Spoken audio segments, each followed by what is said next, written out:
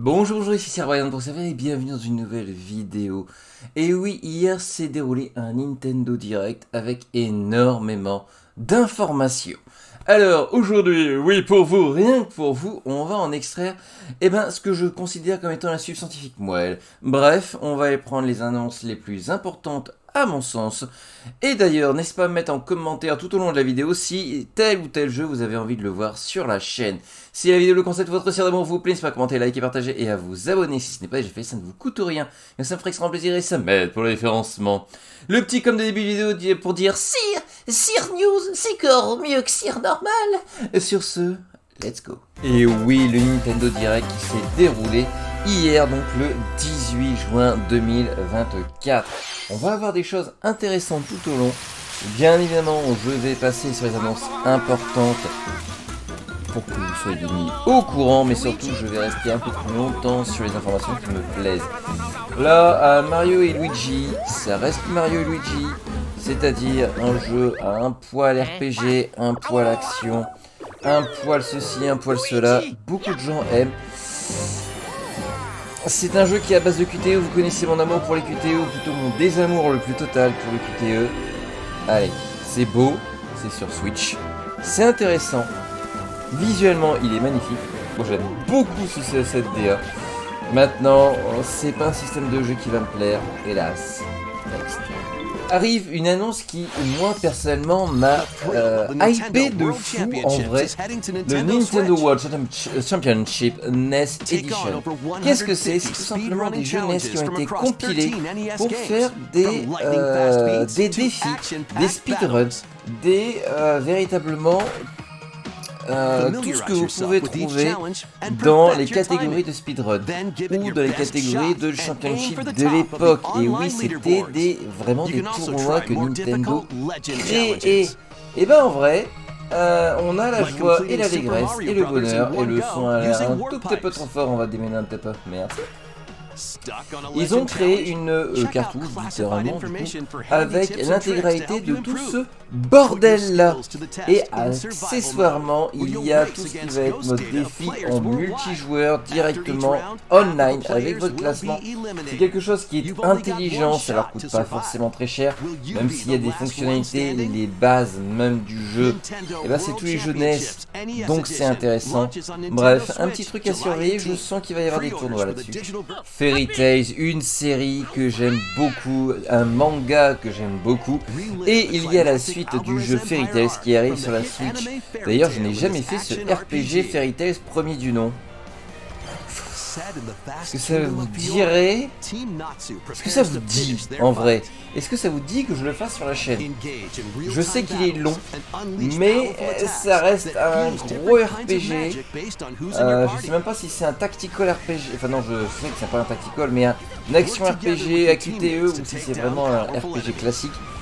C'est un RPG dans l'univers de Fairy Tail qui va retracer toute l'histoire de Fairy Tail. Et le 2 va finir littéralement l'intégralité du cycle Fairy Tail. Et ça, en vrai, on aime. Et c'est cet hiver. Attention, ça c'est une des annonces les plus pétées que j'ai vues. Sakaguchi, Uematsu, ensemble dans un nouveau jeu. Alors ça je vais l'acheter, c'est sûr. Ça, je vais absolument et irrémédiablement y jouer. Maintenant, à vous de décider si j'y jouerai sur la chaîne ou si j'y jouerai dans mon coin. Qu'est-ce que c'est? C'est un RPG classique avec des subtilités, comme vous allez pouvoir le voir là par exemple. On va pouvoir gérer la courbure des attaques pour pouvoir cibler telle ou telle unité, très certainement aussi. Pour pouvoir passer outre une unité qui serait une unité de tankage. On va pouvoir aussi stocker les combats aléatoires pour les attaquer tous en même temps.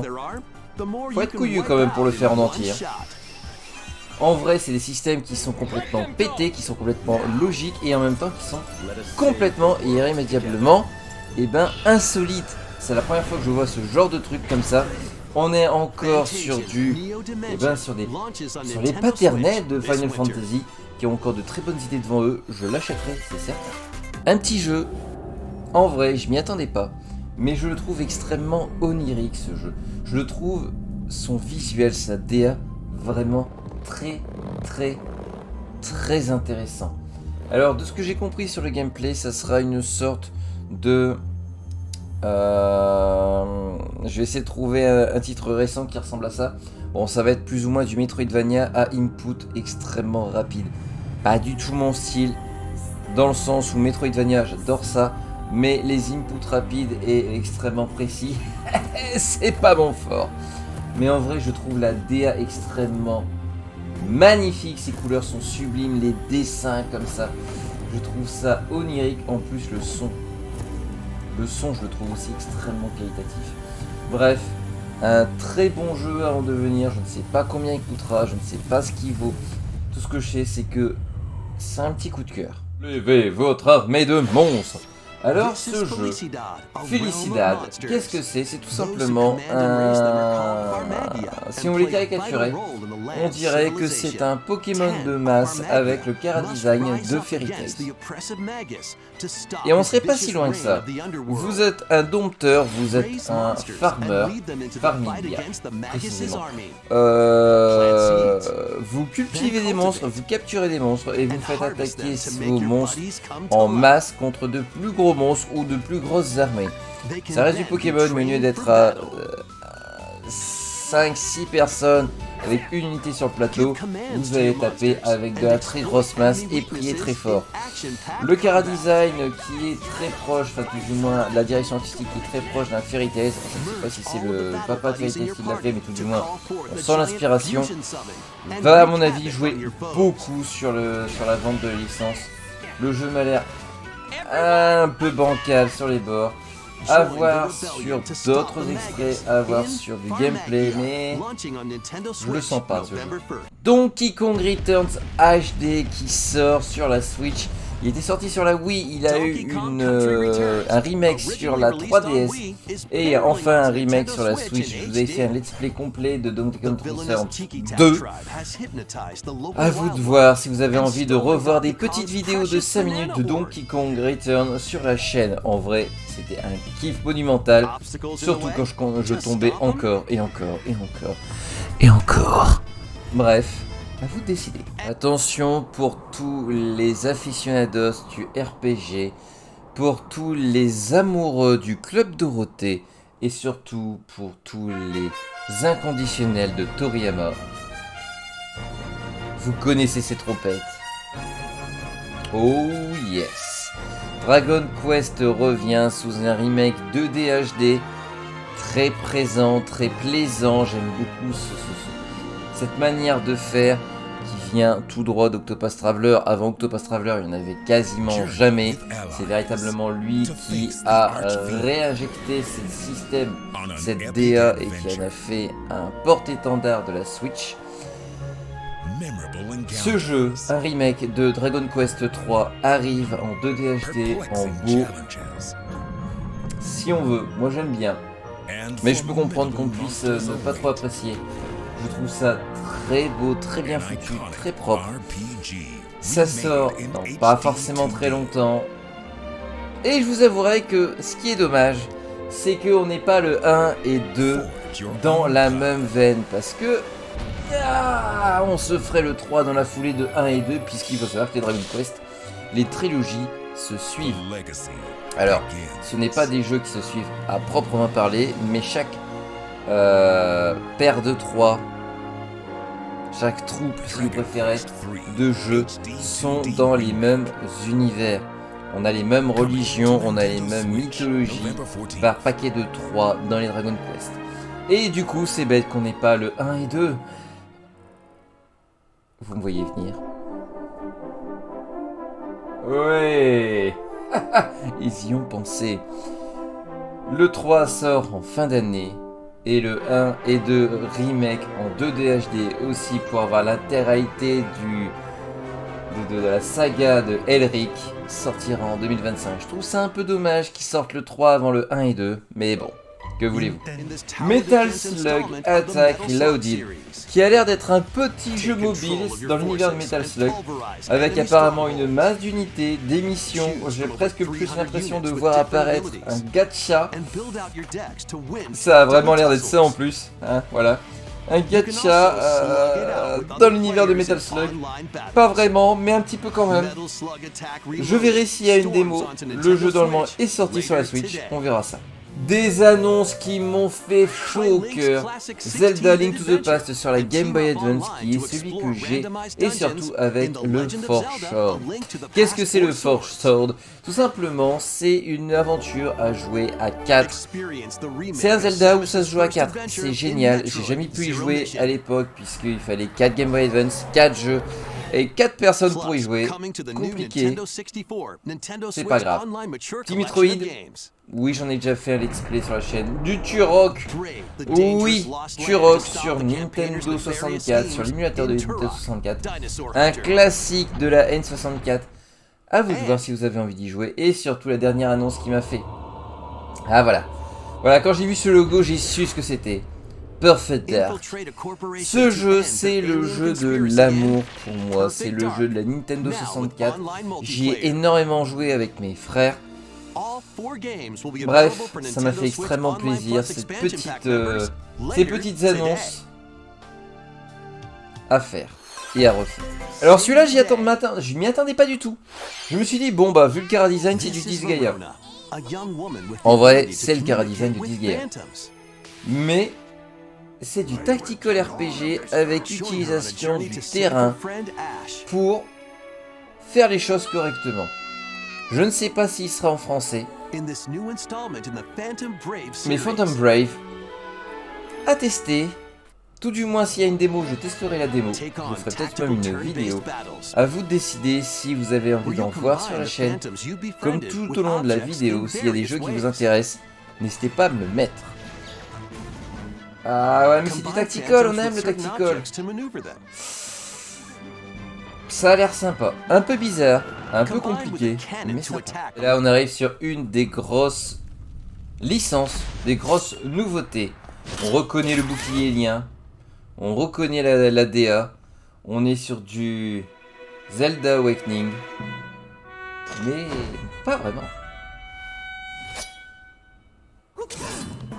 Aïe aïe aïe aïe aïe aïe, un nouveau Zelda sur la Switch qui va sortir, vous allez me dire, dans très longtemps. Pas vraiment, attendez à la fin de l'annonce et vous verrez que c'est pas si loin. Un Zelda où on va jouer Zelda, puisque Link s'est fait bouffer. C'est pas arrivé depuis très longtemps, où dans un Zelda, on va jouer Zelda. C'est beau. C'est une direction artistique un peu patacelle, comme Awakening, enfin Awakening HD. C'est sympathique. Alors, la question est, dans quel monde on va se trouver? Vous allez dire, c'est Core. Eh ben, le 26 septembre. C'est pas si loin en vrai. Une série que j'aimerais beaucoup me faire, mais hélas, très souvent ils sont purement en anglais, il n'y a pas de traduction française. Et c'est des jeux qui, les sagas, les Romancing Saga, qui, si vous n'avez pas la traduction française, vous avez intérêt à avoir de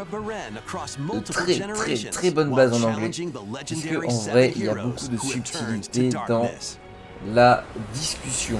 D'ailleurs, Romancing Saga, qui est une licence extrêmement connue, extrêmement qualitative du RPG classique, il y avait, si je ne dis pas de bêtises, un saga sur téléphone mobile, une version gacha-esque, qui a d'ailleurs relancé plus ou moins la série à l'époque. Est-ce que vous avez envie d'en voir un extrait, voire en voir tout simplement un let's play? Je suis pas sûr d'en faire tout le temps, mais en vrai, c'était un gacha que j'avais beaucoup aimé à l'époque. Je suis même pas sûr s'il existe encore en vrai. À vérifier. Mais le jeu a l'air très beau, très propre. Et c'est le Romancing Saga 2. À savoir s'il va y avoir le 1 sur la Switch, je ne sais plus. Et surtout s'il sera en français, on espère. Et la dernière grosse annonce, qui va faire plaisir à énormément de monde parce que c'est quelque chose qui est attendu depuis la sortie de la Switch. Ça date fort. C'est comment vous dire ça? Bon, déjà le vaisseau de Samus n'est pas bon, mais c'est pas grave. C'est le jeu qui... il ressemblait pas à ça de base. C'est le jeu mythique qui aurait dû sortir sur la Switch depuis la sortie de la Switch et qui a tellement eu de problèmes, il a tellement eu de remise à zéro du projet, il y a tellement eu de personnes qui se sont mis dessus, cassé les dents et étaient virées, que ce jeu devient mythique. Je pensais véritablement ne le voir arriver que quand on serait sur la Switch 2. En vrai, ils vont le sortir pour la Switch premier du nom. C'est une licence connue, reconnue, extrêmement aimée. À vous de voir si vous avez envie d'en voir sur la chaîne. Je suis plus Metroid 2D puisque je n'aime pas foncièrement jouer 3D comme ça. Mais en vrai, ça devient presque de la légende ce jeu. Sur ce, j'espère que vous avez passé un bon petit moment en ma compagnie. J'ai essayé de résumer véritablement le Nintendo Direct. Il y a beaucoup de grosses annonces et vous avez beaucoup de choses à me mettre en commentaire. Est-ce que vous avez envie de les voir, tous ces jeux sur la chaîne? Qu'est-ce que vous aimeriez voir ou pas? Et qu'est-ce que vous aimeriez qui arrive avant la fin de l'année? Sur ce, je vous fais de gros poutous et je vous dis à la prochaine. Bye.